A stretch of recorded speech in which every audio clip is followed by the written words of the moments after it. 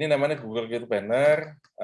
Ini teman-teman kalau sudah paham dengan ini, dengan apa namanya Google Ads, itu apapun bisa jadi bisnis. Misalnya ya, katakanlah kita lagi ngeliat, tetangga kita jago bahasa Prancis nih, cuman dia nggak nguasain iklan gitu kan, dia nggak bisa beriklan. Buatin aja websitenya, misalnya les bahasa Prancis. Nanti kita lihat dulu di Google, kata kunci les bahasa Prancis, banyak nggak sih yang nyari? Oh ternyata banyak. Dan yang muncul cuma itu aja. Ya udah kita bikin, misal, oke kita buatin websitenya, kita iklankan. Nanti kalau ada misalnya saya butuh les bahasa Prancis, nah tinggal tetangga kita itu, yuk bagi hasil ya misalnya seperti itu. Jadi walaupun malam ini saya sharing ke teman-teman tentang Google Ads untuk properti, tapi sebenarnya juga sangat applicable untuk bisnis yang lain. Jadi misalnya teman-teman lagi jalan kok ngeliat, ini kok ada orang yang bisa bikin apa namanya pagar besi yang bagus banget, nah, buatin aja pagar besi atau jasa kontraktor misalnya. Oh ini ada teman yang dia tuh jualan kardus hanya untuk pindahan rumah, bisa aja nanti. Saya dulu pernah ya, saya dulu waktu marketplace belum kayak sekarang, pindahan rumah itu kan nyari kardus di mana kan susah ya. Dulu kan kalau nyari kardus kan harus di dekat Tanah Abang kan. Cari aja di Google. Nah, ternyata kita cek, dia dia main Google untuk jualan kardus itu omsetnya per bulan bisa puluhan juta. Itu maksudnya. Jadi asal kita tahu Google Ads, kita tahu cara kerjanya, apapun bisa jadi peluang. Apapun bisa jadi peluang karena kita tahu yang cari banyak, pencariannya banyak dan juga karena pencariannya banyak, kita tinggal umpanin mereka kira seperti itu. Ini banyak yang cari dong, ini banyak yang cari, oke, kita kasih nih. Kita iklanin. Sampai sini paham teman-teman ya? Jadi gimana membuat iklan yang stand out. Mungkin saya balik lagi ke ini, balik lagi ke PowerPoint. Stop dulu, sorry. Stop dulu. Saya balik lagi ke PowerPoint, mana PowerPoint saya? Nah, ini tadi iklan, kita udah lihat metriknya. Nanti, nah ini teman-teman yang tadi saya bilang, Google itu sangat fair, jadi bukan berarti budget kita paling besar, kemudian kita nongol paling atas, enggak juga. Jadi Google itu akan mempertimbangkan beberapa ya, misalnya ini, katakanlah kita lihat nih, contohnya ini kan kalau memang Google itu paling mahal paling atas, harusnya si Hendra ini iklan yang nomor 1 dong, posisinya paling atas dong. Karena apa? Dia masang $4 gitu kan. Sementara si Bisma ini dia cuma pasang $2 gitu kan. Tetapi quality score-nya Bisma itu bagus. Quality score itu maksudnya apa? Website-nya bagus, click rate-nya bagus, kemudian keyword-nya relate dan sebagainya. Maka dia tinggi. Prominent tinggi, ranking-nya juga tinggi, jadi dia itu nomor 1 gitu. Sementara si Hendra yang budgetnya paling besar, dia malah nomor 4. Karena apa? Oke, memang budgetnya gede. Cuman websitenya jelek, quality score-nya jelek. Kenapa jelek? Karena nggak relate gitu. Misalnya katakanlah misalnya gini, orang ngetik jual rumah Pondok Indah, tetapi dia di situ iklannya jual rumah Bekasi. Kenapa? Karena Pondok Indahnya misalnya belum dimasukkan sebagai negatif keyword atau apa. Maka budgetnya memang gede, cuman kualitinya jelek, maka dia akan muncul di nomor 4 gitu. Itu enaknya Google ya. Enaknya Google itu. Jadi kita tuh Google itu fair lah. Jadi bukan berarti budget gede paling atas nggak juga gitu kan. Cuman kalau misalnya si Hendra ini mungkin dia udah belajar iklan yang bagus, ketika dia pasang $4 dia pasti paling atas gitu. Karena apa? Karena budgetnya gede, quality score-nya gede, peminusnya tinggi, ranking-nya juga gede, pasti paling atas gitu. Cuman kalau si Hendra ini juga belajar untuk menjadi paling atas, nggak harus $4, tapi $2 pun kayak Bisma nih dia udah naik, udah posisi paling atas. Jadi seperti itu. Nah, ini ada cara-cara nanti membuat Google itu udah kayak guru bahasa Indonesia kita. Jadi kata-kata ini boleh masuk, kata-kata ini enggak gitu kan. Jadi banyak sekali lah aturan di Google itu. Nah, nanti kita akan belajar tentang tadi yang saya sebutkan sebagai ini ya, sebagai CTR dan sebagainya. Artinya itu tadi maksudnya bukan berarti dia budget besar itu paling tinggi, enggak juga gitu. Tapi budget kecil pun bisa paling atas dengan syarat ini ya, expected click through rate-nya misalnya tinggi. Ini dari apa ya, saling relate lah antara keyword dan sebagainya saling relate, kemudian relevansinya, kemudian landing page-nya, teman-teman landing page atau website-nya itu juga dinilai sama Google aman atau tidak, loadingnya lama atau lemot, itu semuanya diperhitungkan oleh Google untuk apa namanya, untuk menentukan posisi kita ada di mana nantinya. Oke, teman-teman, untuk Google mungkin sampai di sini dulu. Mungkin ada yang mau ditanyakan ya. Ini udah jam 21.35 nih. Udah jam 9:30 ya. Mungkin saya buka pertanyaan ini dan chat. Sorry di chat saya lihat teman-teman ada yang mau ditanya mungkin. Saya lihat di ini. Saya lihat di ini Mas Doni. Di Google My Business perlu alamat buat post untuk verifikasi apakah ini bisa di-skip, Pak? Enggak ya, kalau di-skip ya nanti nggak verified dong. Cuman masalahnya kalau kita mau kalau post itu kan kita butuh alamatnya fix. Padahal kita mau buka perumahan, alamat kita masih ada di tengah sawah gitu kan, mau dikirim kemana gitu. Nah, tadi salah satu tipsnya adalah gunakan langsung handphonenya ke tempat itu. Kita memang di posisi kita di tengah sawah, nah handphone kita udah login ke Google, bikin koordinat di situ. Kemudian muncul tuyulnya, oke ya seperti itulah, kira-kira seperti itu. Jual tuyul second gitu kan. Semalam dapat bapak itu tadi, yaitu kira-kira seperti itu. Mohon maaf kalau live mungkin ada yang mau ditanya. Nih, siapa nih? Saya tertarik dengan keyword planner-nya Mas Pram. Apakah itu bisa dipraktekkan di ilmu selain properti? Kemudian jika saya ingin mempelajari lebih dalam tentang keyword planner itu gimana? Oke ya, jadi ini buat Solomon Kademen. Kademen itu kedinginan ya. Jadi yang tadi saya bilang, kalau teman-teman sudah menguasai Google Ads atau Google Planner, apapun bisa jadi peluang. Jadi apakah itu bisa dipraktekkan di ilmu selain properti? Bisa banget. Teman-teman misalnya punya tetangga yang dia tuh kontraktor kolam renang gitu kan. Teman-teman bisa tuh diajakin kerjasama, Pak, kerjasama aja Pak. Bapak saya iklankan, cuma nanti kalau ada closingan dari saya, fee-nya bagaimana nih? Atau misalnya teman-teman punya tetangga, punya teman lulusan landscaping katakanlah, dia jago banget bikin taman, dia kuliahnya S1 landscape, misalnya lanjut kuliah kemana, tapi dia jagonya hanya bikin taman, nggak bisa jual gitu kan. Ya bisa itu, kita lihat di Google kan, oh ternyata pencarian tukang taman profesional, profesional landscape dan sebagainya, ternyata di Google itu tinggi. Ya udah teman-teman buatin aja website-nya, iklankan gitu kan. So itu tadi yang saya bilang. Ketika teman-teman menguasain Google Ads, apapun bisa jadi peluang gitu ya. Entah itu jualan properti, jualan kardus buat pindahan, jualan tuyul tadi juga banyak contohnya gitu ya. Itu cocok gitu ya. Bagaimana cara riset keyword untuk bisa dipakai? Nah ini, Google itu pintar. Jadi caranya gini, jadi teman-teman kalau misalnya saya masuk ke Google ya, teman-teman kalau misalnya saya masuk ke Google untuk contoh yang apa namanya, nah, ini contoh. Kalau teman-teman belum pernah masuk ke Google, belum iklan di Google, maka pencariannya itu akan seperti ini, akan global. Sorry ini udah tampil belum Google-nya? Saya udah pindah ke Google belum? Belum. Belum. Pak. Belum. Oke, saya switch ke ini. Oke, mana tadi?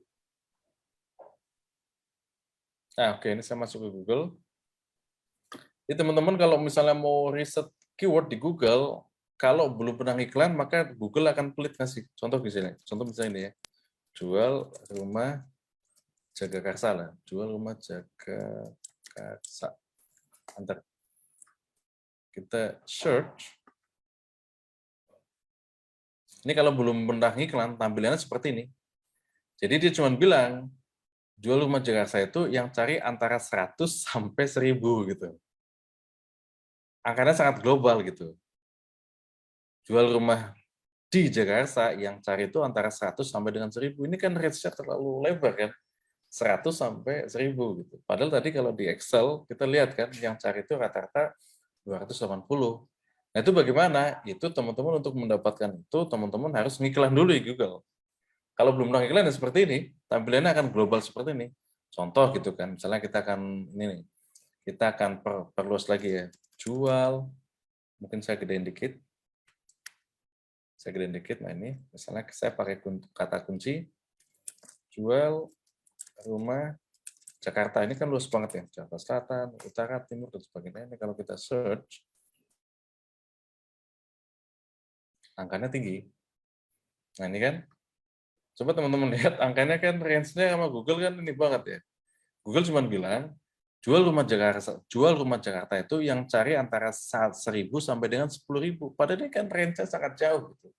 Sehingga teman-teman kalau mau iklan di Google untuk mendapatkan hasil yang seperti tadi yang saya showing di Excel itu, harus iklan dulu supaya ini muncul gitu. Ya kayak gitulah kira-kira cara kerja Google. Saya balik lagi ke pertanyaan-pertanyaan yang masuk.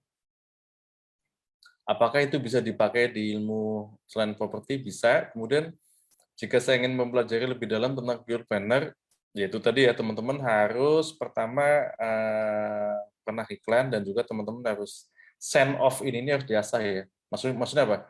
Kalau orang cari produk ini, dia akan ngetik apa sih? Kayak misalnya jasa pindahan rumah gitu kan, misalnya gitu ya.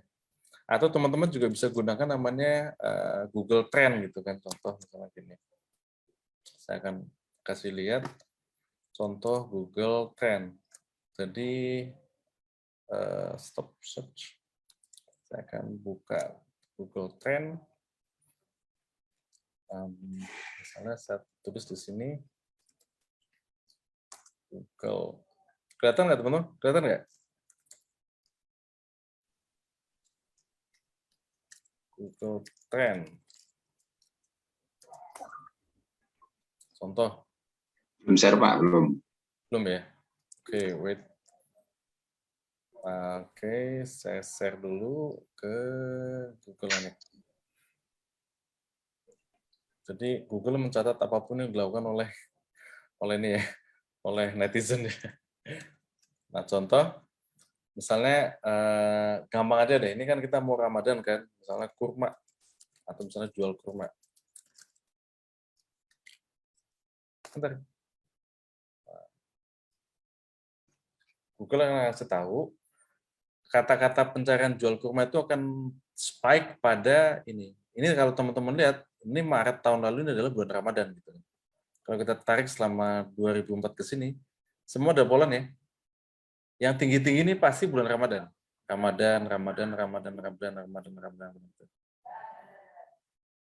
Nah, kalau rumah biasanya itu Januari dan Juni itu pencariannya tinggi biasanya. Kita buktikan ya, jual rumah misalnya gitu. Seperti apa sih jual rumah itu? Nah, kita lihat, nah saya tarik ke 20. Nah, biasanya yang spike atau saya ambil 5 tahun aja supaya kelihatan grafiknya. Yang tinggi-tinggi ini biasanya Januari dan Juni. Atau gini aja deh, lebih detail ya, jual rumah Jakarta. Artinya apa? Kalau teman-teman udah menemukan data seperti ini, maka ketika udah mau masuki bulan Januari atau Juni, pada saat itu juga campaign kita uangnya harus lebih besar. Kayak tadi ya. Ini. Januari, Juni. Ini apa nih? Januari kan? Ini apa? Juni kan? Ini apa nih? Bukan 3 ya. Ini apa? Sekitar itulah. Jual rumah itu biasanya Januari sampai dengan Juni, Januari dan Juni itu biasanya pencarian yang paling tinggi. Sehingga di bulan Januari dan Juni itu iklan kita harus lebih kencang dari biasanya. Harus lebih kencang dari biasanya gitu ya. Oke teman-teman, saya lanjut lagi. Tadi ada pertanyaan apa lagi?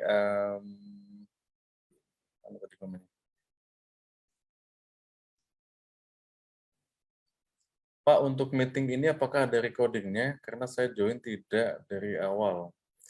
Untuk recordnya nanti bisa ini Mas, bisa tadi kan ada link ya sebelum saya mulai ini kan mungkin tahunnya kan link ini dari mana gitu, nanti hubungin aja nomor itu. Mas Azza kan ada ya tadi ya di linknya, teman-teman hubungin aja nomornya, nanti ada rekamannya. Terus untuk yang di daerah kota kecil apakah Google Ads bisa berpengaruh besar? Tetap. Jadi nanti sebelum itu teman-teman kita ketika memutuskan mau pakai Google atau tidak, teman-teman harus cek dulu di di Google Keyword Planner Contohnya misalnya contoh real ya, waktu itu kapan saya pernah ke Banjarmasin, ternyata di sana pencarian juga cukup tinggi. Dan waktu itu potensinya bagus karena tidak ada yang sangat sedikit yang menjual, sangat sedikit yang membuat iklan dengan kata kunci jual rumah Banjarmasin. Gitu. Nanti cek aja mungkin misalnya ini kan di daerah katakan misalnya jual rumah Sumenep gitu ya, jual rumah Bangkalan atau jual rumah Cilacap. Cek aja, kalau ternyata di Google kecil ya nggak perlu, tapi kalau di Google itu ada, saya pernah waktu itu jual rumah Syarif Purwokerto, itu lumayan, traffic yang masuk banyak gitu. Karena waktu itu saya combine antara Purwokerto, Cilacap dan sebagainya, kata pencarian itu cukup tinggi. Pas kita jalankan juga banyak yang masuk. Kemudian ini saya pernah bikin Google My Business, surat verifikasinya nggak nyampe, kira-kira apa ya kendalanya, mungkin alamatnya nggak jelas. Karena mungkin alamat fixnya belum ada. Kemudian ini Fendi Sasmita, kalau ikut workshopnya apakah dapat soft copy, PDF, PPT, Excel, dan semuanya? Iya pasti ya, karena nanti kalau, sorry ini teman-teman, Google itu kan cukup lama ya, jadi saya main Google itu mungkin udah 5 tahun lebih, sehingga kalau misalnya saya buat webinar itu, kalau hanya waktu 2 jam nggak mungkin cukup untuk menjelaskan itu ya, jadi memang nanti kalau teman-teman yang serius mau belajar Google Ads, nanti bisa ikutin workshopnya. Mungkin nanti, loh ini ternyata seminar ujung-ujungnya jualan workshop, ya tapi kan maksudnya insya Allah kalau teman-teman belajar Google yang benar, nanti kan ini, manfaatnya banyak gitu kan. Ya segala sesuatu pasti butuh biaya lah gitu kan. Segala sesuatu butuh biaya dan teman-teman mungkin kan enaknya apa? Enaknya kan saya udah ngiklan ini kan udah cukup lama dengan biaya yang sangat besar juga, jadi ya insya Allah sih nanti kalau misalnya di workshop itu kita akan lebih banyak ke study case ya, studi kasus ya. Mana iklan-iklan yang winning, mana yang tidak gitu kan. Kemudian tampilan Excel dulu. Untuk pemula masih belajar, apakah Google Ads beri kesempatan tes gratis dulu agar tidak boncos? Oh, jadi polanya gini Pak, jadi nanti Google Ads itu kita ada banyak kita bisa menggunakan Google itu nanti akan ada rekomendasi sehingga ketika kita membuat satu iklan, nanti Google akan ngasih rekomendasi, oh ini keyword-nya kurang, ini keyword ini banyak dicari tapi di campaign-nya belum ada. Kemudian misalnya ini websitenya lambat dan sebagainya, ini sidingnya belum ada, ini budgetnya terlalu rendah. Itu Google akan ngasih tahu, enaknya Google di situ. Bedanya dengan yang lain gitu. Sehingga biasanya kalau kita membuat iklan Google, itu iklan yang, kalau saya sendiri, iklan yang saya buat itu iklan yang udah bertahun-tahun gitu kan. Iklannya itu kadang-kadang satu iklan yang bisa running 1 tahun, 2 tahun sekaligus. Sehingga kita cukup optimasi aja. Sehingga lama-lama iklan itu udah sangat matang. Beda dengan Google, beda dengan Instagram. Harus sering diganti image-nya, harus sering diganti videonya. Kalau Google enggak. Google ya itu aja, karena ya keyword-nya itu. Keyword-nya itu, headline-nya itu, description-nya itu, website-nya itu. Yang dicari juga itu aja gitu. Makanya tadi teman-teman udah lihat jumlah pencariannya seperti itu juga, rata-rata kita tiap bulan seperti itu, antara 300 320 ya polanya seperti itu. Sehingga cukup bikin iklan sekali, diplototin iklannya, dimonitoring, mana yang perlu kita improve, mana yang perlu kita kurangin, ya udah, itu aja. Tinggal kita monitoring ya di tiap hari gitu. Maka iklan kita, makanya kadang ini closing dari mana? Oh, ternyata dari iklan yang sudah kita bikin setahun yang lalu misalnya seperti itu. Untuk menentukan target audiens bla bla bla, apakah hanya melalui keyword yang tepat? Nanti ada keyword dan juga ada audiens. Kemudian website pribadi dari rumah.com bisa dipakai Google Ads. Ya bisa aja, cuma nanti kan sayang, nanti kan trafficnya kan maksudnya ke sana. Padahal kalau trafficnya masuk ke website kita kan bisa jadi jualan kita nggak cuma satu kan. Dan juga kita bisa nanti bikin iklan Google yang tujuannya untuk retargeting. Jadi kita akan bisa membuat iklan baik itu menggunakan Google atau menggunakan Facebook maupun Instagram yang kita gunakan untuk retargeting. Contohnya apa? Orang siapapun dia yang pernah masuk ke website kita, maka bisa kita kejar dia menggunakan Instagram. Teman-teman mungkin sering lihat gitu ya. Paling gampangnya kan misalnya gini, teman-teman masuk ke Traveloka, pilih satu hotel, dan teman-teman belum check out di hotel itu, maka begitu teman-teman buka Facebook, teman-teman buka Instagram, kok ini hotel yang tadi saya pilih muncul di Instagram, muncul di Facebook ya, karena seperti itu namanya retargeting. Sehingga kalau teman-teman punya website sendiri, teman-teman bisa ngelakuin campaign model itu. siapapun yang pernah masuk ke website kita, website properti kita, maka kita bisa kejar dia melalui Facebook, kita bisa kejar dia melalui Instagram. Jadi ini gara-gara saya masuk websitenya nextrealty.id, saya sehari sekali pasti kena iklan Facebook dia, saya sehari sekali pasti kena iklan Instagram dia, itu sangat mungkin gitu ya. Jadi disitulah perlunya, ini Mas Kuncoro, perlunya kita harus punya website sendiri. Toh website sekarang juga udah sangat murah gitu kan. Paling teman-teman hanya modal hosting 600.000, domain paling 140.000. Nanti kalau ikut workshop saya kasih template gitu ya. Jadi tinggal copy paste gitu. Nanti kalau di workshop kita akan praktekin gimana sih 2 jam itu website kita kelar gitu kan. Kita sudah kasih template-nya, tinggal teman-teman ganti teksnya, teman-teman ganti image-nya, itu udah kita pelajarin, maksudnya wireframe-nya, flow-nya, mana sih flow-flow website yang convert, mana yang tidak gitu. Kemudian Mas Solomon siap mengasih kalau ikut workshop tapi bisnisnya bukan properti, berarti nggak masalah dong. Ya nggak masalah ya, karena itu tadi kan kuncinya ada di keyword planner ya. Sepanjang teman-teman menguasai Google Ads dan teman-teman paham tentang Google Keyword Planner, mana keyword yang bisa dipakai dan mana yang negatif, bisnis apapun bisa. Apakah ada ini ada lagi untuk rumah harga 800 jutaan paling tepat pakai platform apa Mas dari Pak Dudi? 800 jutaan itu kalau Facebook setahu saya udah nggak pas ya. Jadi kalau 800 jutaan itu teman-teman harus gunakan Instagram atau Google. Apakah dengan keyword yang sama dengan yang lain iklan kita bisa muncul dan maksimal dari Pak Adit Best Time? Tadi penjelasannya tadi ya. Iklannya sama, budgetnya sama, keywordnya sama misalnya, tetapi misalnya websitenya beda. Website kita kenceng, website dia lemot, maka kita akan lebih bagus. Gitu.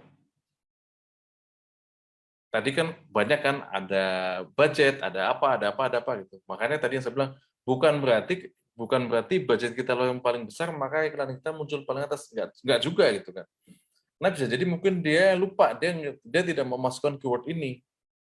Sementara keyword itu di kita maintain banget gitu. Maka iklan kita akan melebihi, akan selalu stand out. Kemudian apakah dengan keyword yang sama dengan yang lain iklan kita bisa muncul dan maksimal? Bisa gitu ya. Karena penentunya itu nggak cuman keyword.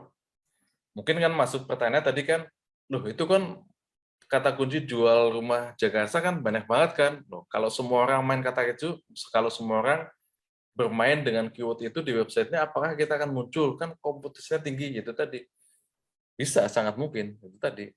Asal teman-teman bisa belajar ya. Maksudnya keywordnya yang benar, websitenya yang oke, landing CTR-nya oke, budgetnya juga on budget gitu ya. Maka akan muncul. Kemudian saya ke pertanyaan berikutnya. Izin bertanya Mas, kadang kalau sang iklan baru jalan beberapa hari dan nggak ada closing, suka keburu pengen matiin iklan gitu Mas. Rasanya kayak rugi gitu. Nah ini